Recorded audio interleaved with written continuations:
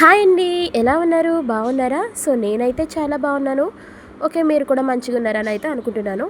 So ఇప్పుడు వీడియోలోకి వెళ్ళబోయే ముందు మన ఛానల్ ఫస్ట్ టైం ఎవరైనా చూస్తుంటే ప్లీజ్ లైక్ చేయండి, అలాగే షేర్ చేయండి, సబ్స్క్రైబ్ చేయండి. ఓకేనా? సో ఇవాళ అయితే నేను స్పా చేస్తున్నాను అనమాట. ఆ వీడియో నేను మీతో షేర్ చేద్దామని వీడియో చేస్తున్నా. సో మీరు ఆల్రెడీ థంబ్‌నెయిల్‌లో చూసే వచ్చారు కాబట్టి నేను పర్టికులర్గా చెప్పనవసరం లేదండి. సో ఇక్కడైతే నా ట్రైపాడ్ కొంచెం బాలేదు. అది ఫోన్ పెడుతుంటే పడిపోయేటట్టు ఉందనమాట. సో అందుకని చాలా కేర్ఫుల్గా అయితే సెట్ చేసుకున్నాను. సో ఇక్కడైతే నేను ఫస్ట్ అయితే మనం స్పా అయితే హెయిర్ వాష్ చేసుకోవాలండి. షాంపూతో మంచిగా హెయిర్ వాష్ చేయాలి. స్పా అసలు ఎందుకు చేసుకుంటారు అనేది చాలామందికి తెలీదు. హెయిర్ స్పా అనేది మనం రిలాక్స్ అవ్వడం కోసం, అలాగే హెయిర్ షైనింగ్ అవ్వడం కోసం, ఇంకా మంచిగా హెయిర్ మంచి హెల్దీ లుక్లో కనబడడం కోసం మనం హెయిర్ స్పా అనేది చేసుకుంటాం.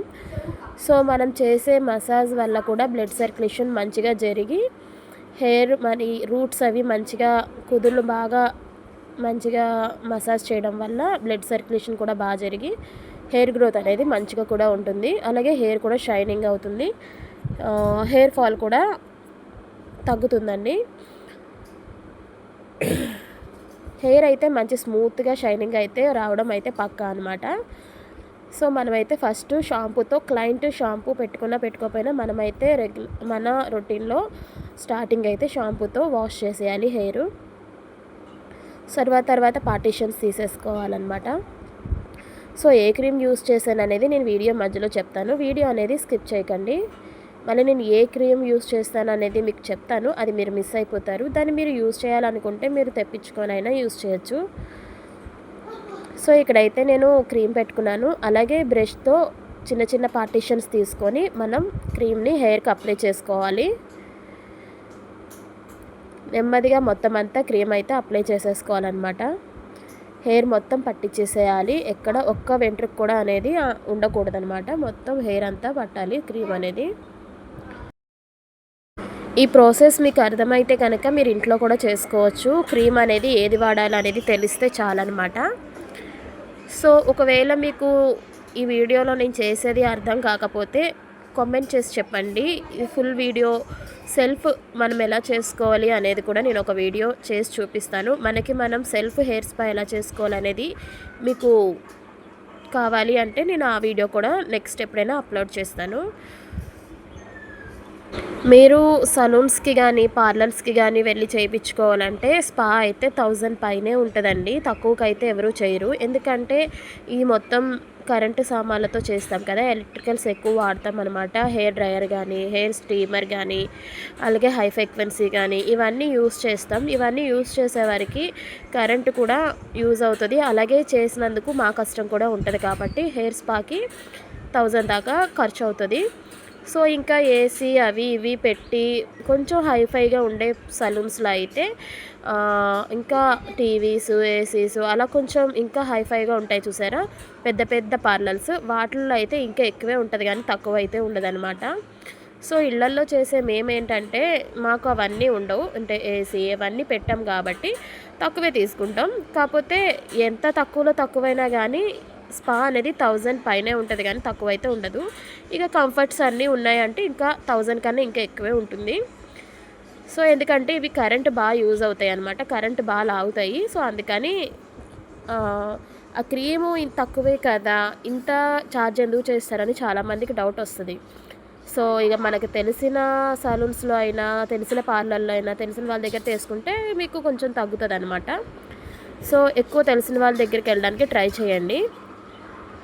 అంటే మీకు పరిచయాలు ఉంటాయి కదా బయట వాళ్ళు ఎవరితో అయినా, వాళ్ళ దగ్గర అయితే 200, 100 తగ్గే అవకాశం ఉంటుంది.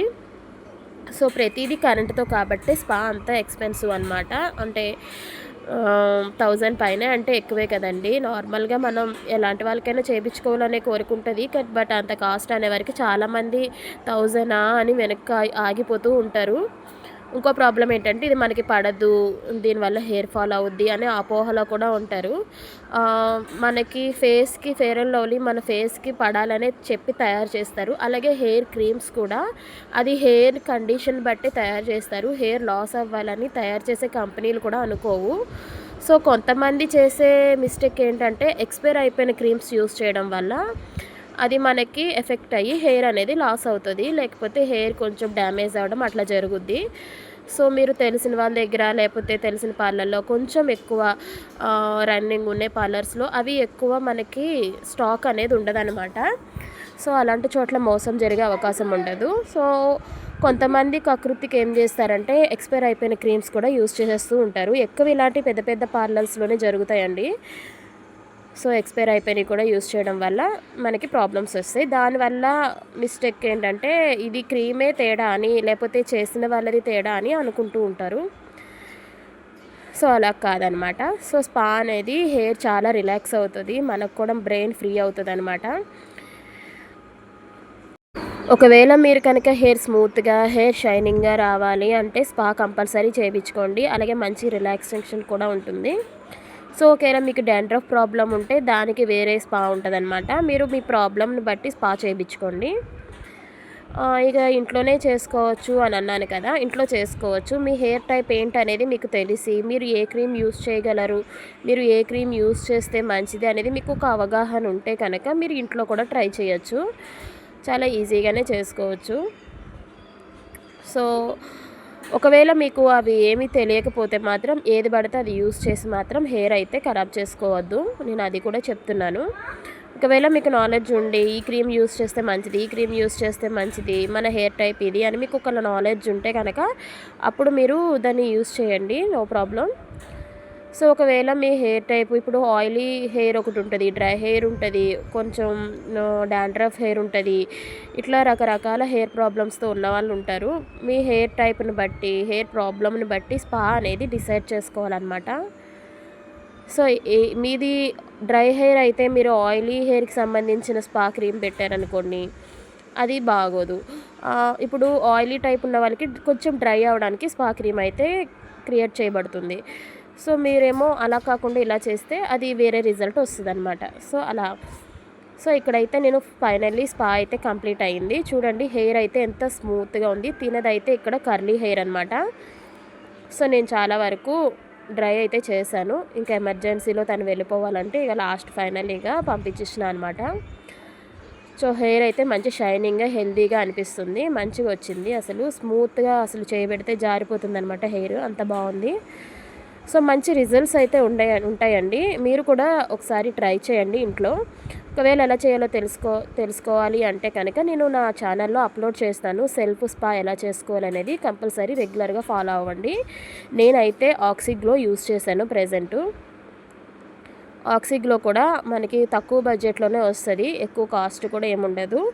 సో దీన్ని యూస్ చేయాలి అనుకుంటే ట్రై చేయండి. బట్ క్రీమ్ అయితే మాత్రం చాలా ఎక్కువే యూస్ చేయాలి.